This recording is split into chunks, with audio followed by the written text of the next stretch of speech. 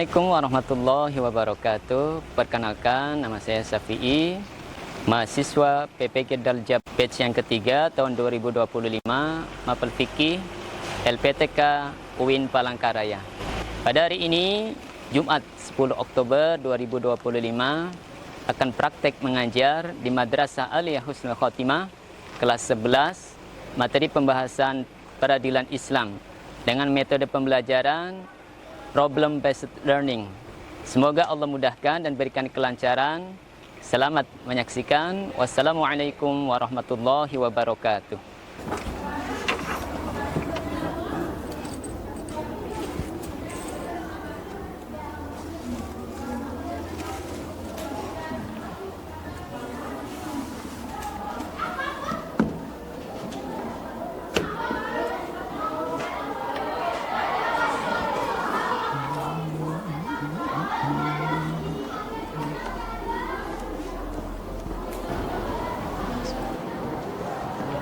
Assalamualaikum warahmatullahi wabarakatuh. Waalaikumsalam warahmatullahi wabarakatuh. Gimana kabarnya pagi hari ini? Alhamdulillah, luar biasa. Allahu Akbar. Baik ya, alhamdulillah di pagi hari ini kita semuanya masih diberikan nikmat oleh Allah Subhanahu wa taala, di antaranya nikmat sehat dan kesempatan ya. Ya, pagi hari ini harus bersemangat ya, apalagi penuntut ilmu ya, supaya nanti ilmu yang didapatkan bisa bermanfaat dan bisa diterima dengan baik ya. Baik, untuk memulai pembelajaran pada hari ini, boleh minta satu orang untuk pimpin doa.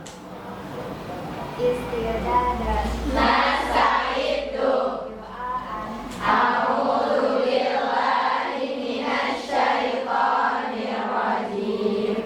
Bismillahirrahmanirrahim. Rabbi zidni ilman nafi'an warzuqni fahman kamilan wa quwwatan fil zakirah wa alhiqni bis sholihin bi rahmatika ya arhamar rahimin. Baik, mudah-mudahan dengan doa ini semoga pembelajaran kita kali ini dilancarkan dan dimudahkan oleh Allah Subhanahu wa taala. Amin. Baik, saya absen dulu ya.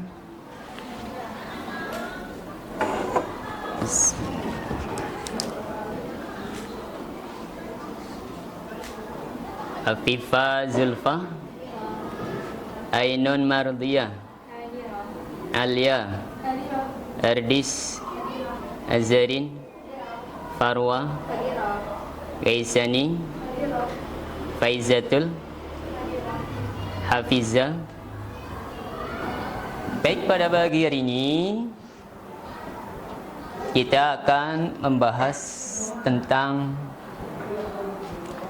peradilan Islam ya, dengan metode pembelajaran PBL, problem based learning, insyaallah ya, untuk kelas 11 ya, Madrasah Aliyah di semester ganjil ini. Baik, sebelum nanti kita masuk ke pembahasan peradilan Islam ya, boleh saya bertanya dulu? Sudah tahukah kalian tentang peradilan dalam Islam? Sudah? Belum. Apa bedanya peradilan Islam dengan peradilan yang ada di Indonesia? Ada yang tahu? Belum tahu. Baik, insyaallah nanti kita akan belajar ya, bagaimana peradilan Islam, kemudian bedanya dengan peradilan yang ada di Indonesia. Baik, di pembelajaran sebelumnya, sebelum peradilan Islam, ada yang tahu tentang apa? Jadi di pembelajaran sebelumnya ada bab jinayat, ada bab hudud, ada bab bogot. Apa kaitan materi dengan peradilan sekarang ini? Ada yang tahu? Jadi bab jinayat, bab hudud dan bab bugot ini membahas tentang apa? Tentang perbuatan yang melanggar hukum, ya, dan sanksinya sesuai dengan syariat Islam. Sedangkan peradilan Islam ini adalah apa? Membahas tentang penyelesaian kasus tadi, ya, serta penerapan hukumnya. Bisa dipahami, ya? Baik. Boleh nanti berdiri sebentar untuk melakukan ice breaking. Silakan, ya. Tepuk 1, tepuk 2, tepuk 3, tepuk 4, tepuk 5, tepuk 5 2 kali. Ya, terima kasih. Satu orang untuk bacakan tujuan dari pembelajaran kita kali ini.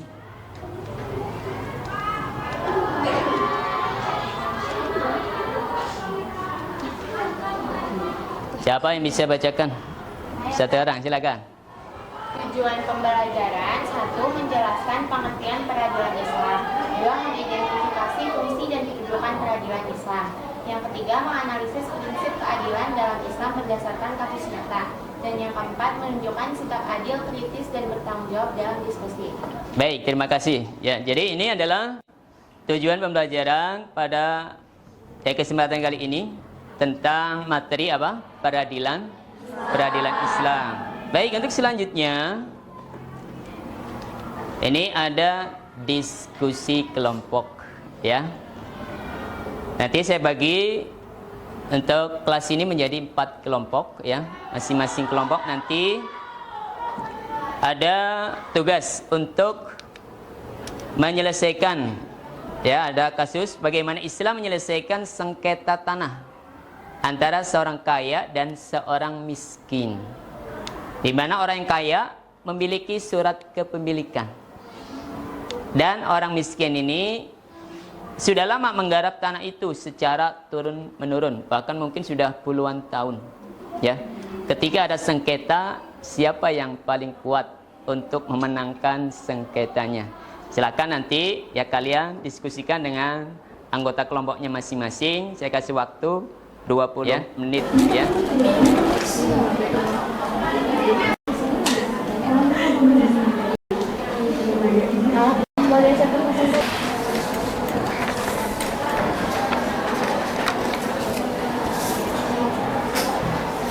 Baik, silakan kerjakan, diskusikan dengan anggotanya, ya. Semuanya aktif untuk berbagi pendapat.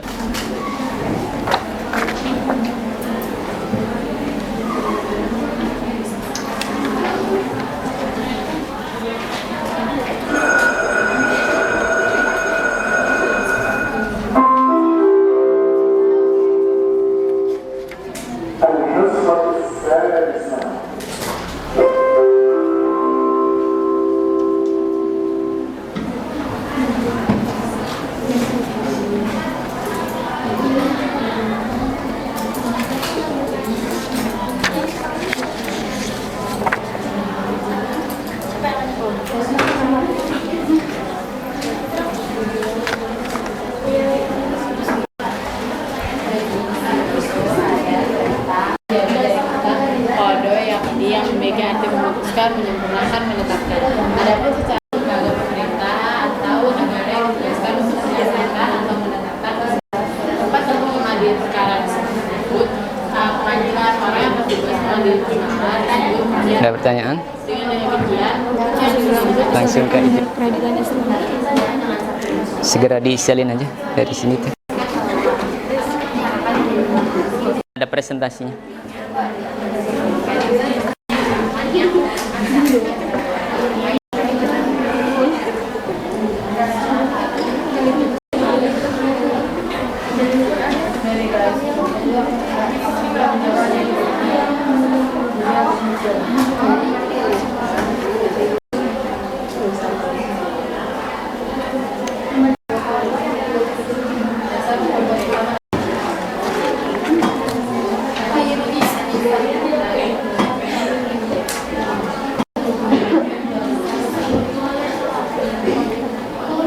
kelompok 1 mana?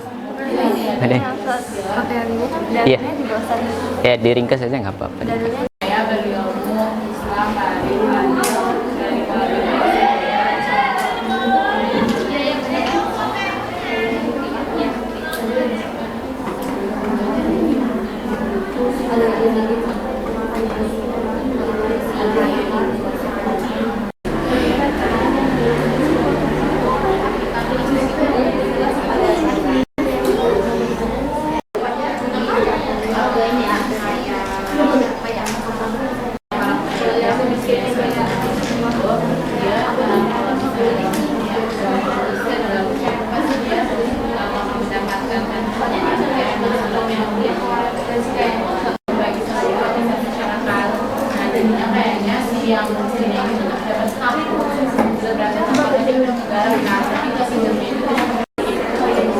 Islam dari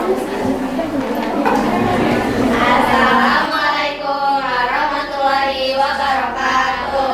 Waalaikumsalam warahmatullahi wabarakatuh. Kami dari kelompok 1 ingin mempresentasikan hasil diskusi kami.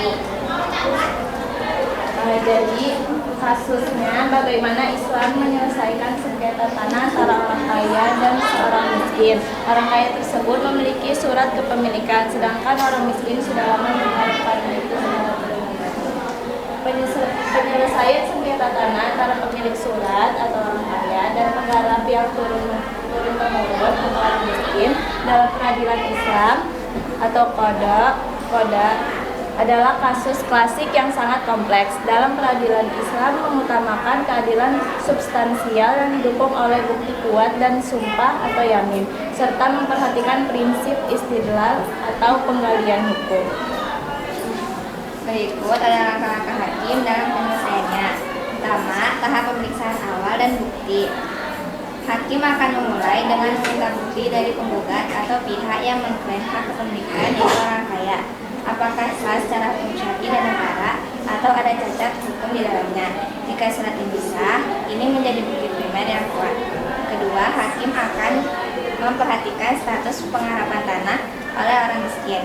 Jika lebih dari 10 tahun tanpa ada protes dari pihak lain, dapat menjadi bukti sekunder yang sangat kuat, terutama jika didukung oleh saksi yang melihat bahwa orang miskin tersebut yang memanfaatkan dan merawat tanah itu. Yang kedua, tahap penyelesaian konflik bukti. Ketika terjadi pertentangan antara bukti kepemilikan berpolis rusak dan bukti penguasaan fisik yang sudah lama, peradilan Islam akan menerapkan prinsip tarjih atau mengeluarkan salah satu dalil. Jika surat kepemilikan orang kaya sangat kuat, tidak ada cacat dan diakui negara, maka hak kepemilikan jatuh kepada orang kaya. Tapi jika penerapan dalam sangat lama, misalnya 20 tahun dan pemilik surat tidak pernah memprotes atau membiarkan tanah tersebut terbengkalai, maka hal itu dapat membatalkan klaim surat dengan syarat yang pertama, orang kaya tidak bisa membuktikan alasannya secara logis mengapa ia diam selama itu. Yang kedua, orang miskin harus berserta kalau misalnya dia menguasai tanah tersebut berdasarkan hak, misalnya telah membelinya atau dihadiahkan meskipun suratnya hilang. Nah, ada yang mau bertanya? Silakan. Mau nanya? Boleh. Bagaimana bentuk keadilan Islam terhadap orang yang menggarap tanah ketika sengketa dimenangkan oleh orang kaya yang memiliki surat-surat atau bukti yang kuat? Hakim bisa memerintahkan ke orang kaya buat maksudnya memberi ganti rugi, kalau enggak membiarkan orang miskinnya itu memetik hasil panen yang telah ia tanam. Jadi kayak buat penghargaan terhadap jerih payah hasil panennya itu loh. Ada yang mau tanya lagi? Jika bukti kedua belah pihak seimbang dan sulit diputuskan, atau jika hakim mencurigai adanya penipuan, maka apa yang harus dilakukan oleh hakim? Jadi hakim di sini akan meminta orang kaya untuk bersumpah bahwa suratnya asli dan dia tidak pernah menyerahkan atau menjualnya kepada orang miskin. Kalau orang kaya tidak mau membuktikan keaslian suratnya atau menolak bersumpah, hak sumpah dapat dilimpahkan kepada orang miskin untuk bersumpah bahwa tanah tersebut adalah miliknya secara sah dan dia tidak tahu menakut tentang surat orang kaya. Ada yang mau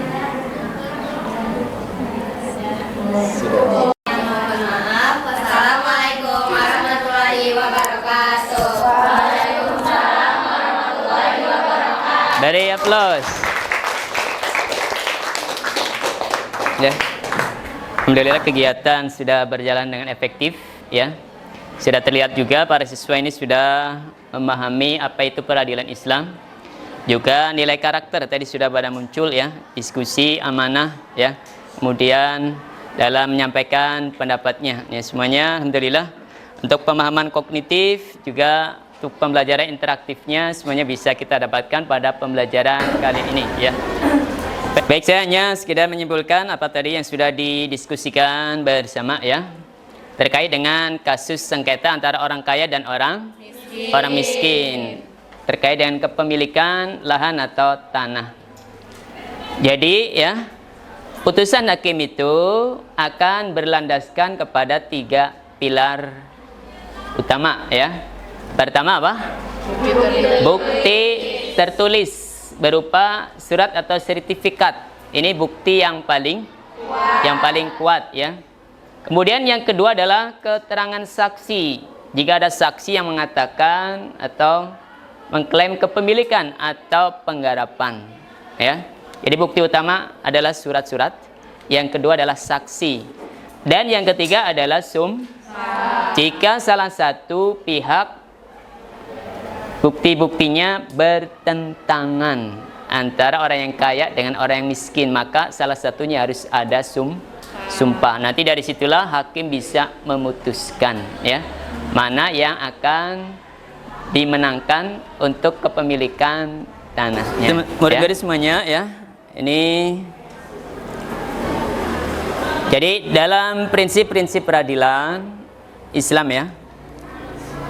Ini keadilan ini pertama, ya, ada prinsip keadilan. Jadi artinya bersifat adil, tidak boleh berat sebelah walaupun terhadap keluarga sendiri.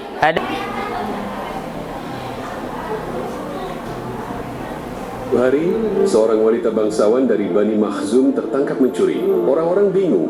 Mereka merasa wanita itu seharusnya mendapat hukuman lebih ringan karena kedudukannya. Mereka pun mencari cara agar Rasulullah SAW meringankan hukumannya. Namun, saat mendengar hal itu, Rasulullah SAW marah dan bersabda, "Sesungguhnya yang membinasakan umat sebelum kalian adalah karena mereka hanya menghukum orang miskin, tetapi membiarkan bangsawan yang bersalah. Demi Allah, jika Fatimah putriku mencuri, aku sendiri yang akan memotong tangannya." Inilah ketegasan Rasulullah SAW dalam menegakkan hukum dengan adil, tanpa pandang bulu. Dengan kata-kata itu, Rasulullah SAW menegaskan bahwa hukum harus ditegakkan secara adil, tanpa memandang status sosial atau hubungan keluarga. Sikap beliau menjadi teladan bagi umat Islam dalam menegakkan keadilan, bahwa hukum tidak boleh dibeli atau dipengaruhi oleh kepentingan pribadi.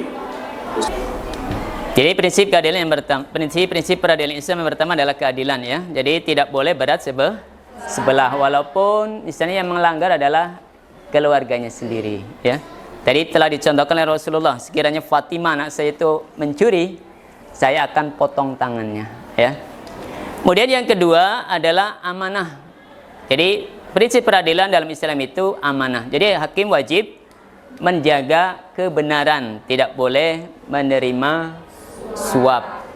Kemudian yang ketiga adalah kebenaran. Jadi keputusan harus berdasarkan dalil syar'i, bukan hawa nafsu, bukan akal, ya, akal sendiri, ya, tanpa melihat dalil-dalil yang ada, terutama dalil syar'inya. Dan yang keempat, ini adalah kesetaraan. Jadi semua orang sama di hadapan hukum tanpa memandang status sosialnya, ya. Yahudi di pasar, Umar pun mendekatinya dengan tenang dan berkata, "Wahai saudara, itu adalah baju perangku yang hilang." Namun, sang Yahudi membantah dengan tegas, "Tidak, ini adalah baju milikku." Meskipun Umar adalah seorang khalifah yang memiliki kekuasaan besar, beliau tidak menggunakan kedudukannya untuk mengambil pasal yang besar. Dengan bijaksana, Umar mengajak Yahudi tersebut ke pengadilan untuk menyelesaikan masalah ini secara adil. Yang lebih mengagumkan, hakim yang menangani kasus ini adalah Zaid bin Sabit, seorang muslim yang merupakan bawahan Umar sendiri. Dalam persidangan, Zaid meminta Umar untuk menghadirkan saksi atau bukti bahwa baju itu miliknya. Karena Umar tidak memiliki bukti, sang hakim memutuskan baju tersebut tetap menjadi milik si Yahudi. Keputusan ini membuat sang Yahudi tercengang. Ia tidak menyangka bahwa dalam Islam, keadilan ditegakkan sedemikian rupa hingga seorang pemimpin besar pun harus tunduk pada hukum yang sama dengan rakyat biasa. Tersentuh dengan keadilan Islam, Yahudi tersebut akhirnya mengakui bahwa ia memang telah mencuri baju tersebut. Lebih dari itu, kejadian ini membuka hatinya untuk memeluk Islam. Sedang kisah ini mengajarkan kita tentang pentingnya menegakkan keadilan tanpa memandang status sosial. Bahkan seorang khalifah seperti Umar rela mengikuti proses hukum yang sama dengan rakyat biasa. Baik, iya, ini salah satu contoh ya, bukti bahwa di antara prinsip peradilan Islam adalah kesetaraan, sebagaimana yang sudah dipraktekkan oleh Khalifah Umar radhiyallahu an, ya.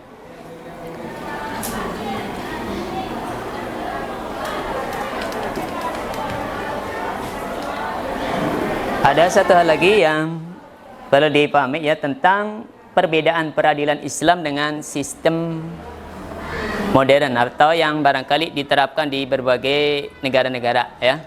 Apa perbedaannya? Pertama ya, peradilan Islam ini sumbernya adalah Al-Quran, hadis, ijma' dan qiyas. Sedangkan untuk peradilan modern ini sumber hukumnya adalah undang-undang dan peraturan negara.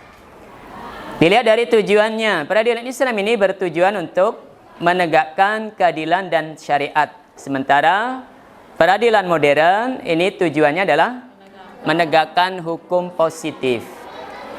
Kemudian dilihat dari hakim. Di peradilan Islam, hakimnya ini disebut dengan qadhi ya, atau ulama fikih yang ahli dalam masalah fikih.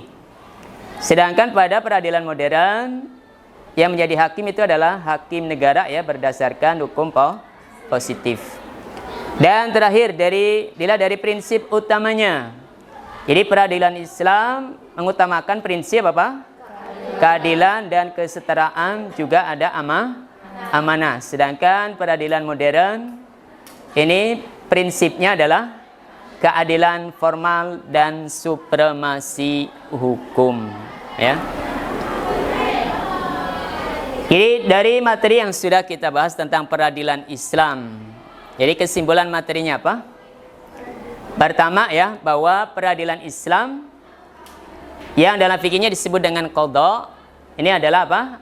Lembaga pemerintah atau negara yang bertugas menyelesaikan dan menetapkan keputusan perkara secara adil berdasarkan hukum yang berlaku, di mana hukum dasarnya adalah hukum Islam. Yang kedua, peradilan berfungsi untuk menciptakan ketertiban, ketentraman masyarakat, mewujudkan keadilan menyeluruh, serta melindungi jiwa, harta, dan kehormatan, dan mengaplikasikan nilai-nilai amar ma'ruf nahi mungkar. Yang ketiga, hikmah dari adanya lembaga peradilan ini antara lain terwujudnya masyarakat yang aman, tertib, bersih, terciptanya aparatur pemerintahan yang berwibawa, mewujudkan keadilan bagi seluruh rakyat, terciptanya ketentraman dan mendorong peningkatan ketakwaan kepada Allah. Dan terakhir, unsur-unsur penting dalam peradilan Islam mencakup hakim, saksi, penggugat, bukti atau bainah, tergugat, dan sumpah ya. Ini kesimpulan materi yang kita bahas pada kesempatan kali ini ya. Baik, untuk selanjutnya ini ada soal-soal, silakan dikerjakan.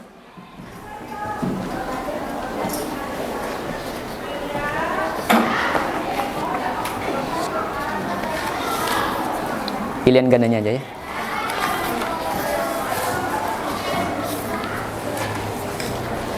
Kerjakan pilihan gandanya aja.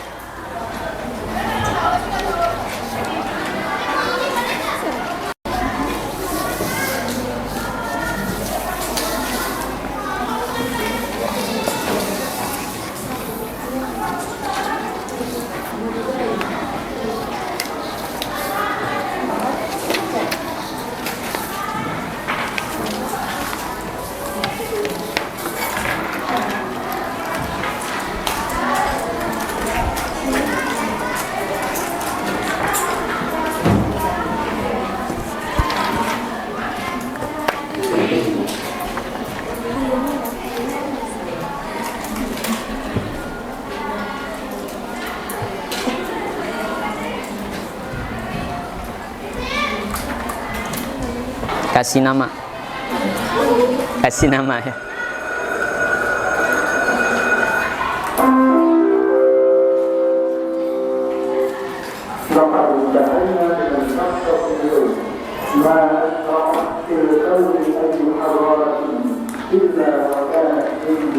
Kembaliin, silakan.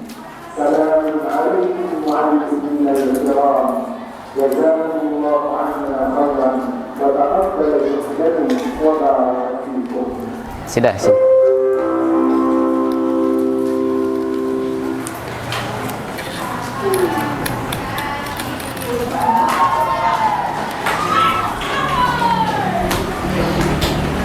Sudah.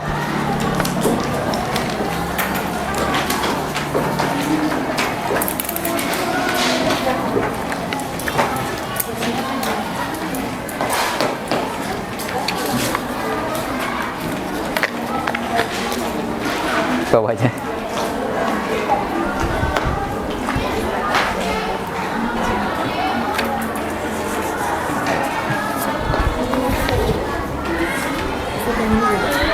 Tuh enggak apa-apa, pegangannya. Sudah?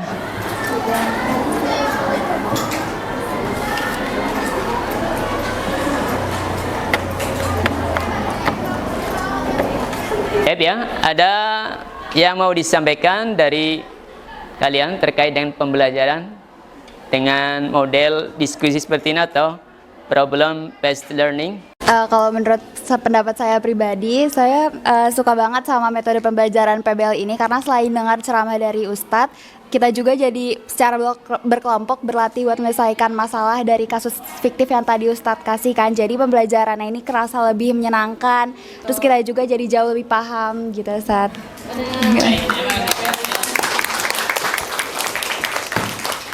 Ya, untuk pembelajaran hari ini sudah tuntas ya. Terima kasih untuk semuanya ya, atas diskusinya ya, atas waktunya.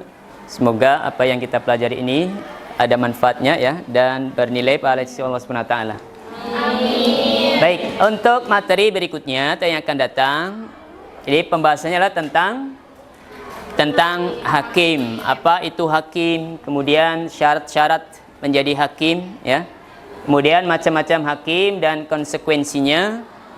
Tata cara menentukan hukuman dan kedudukan hakim wanita ya dalam peradilan Islam. Nah, ini materi yang akan kita bahas di pertemuan selanjutnya.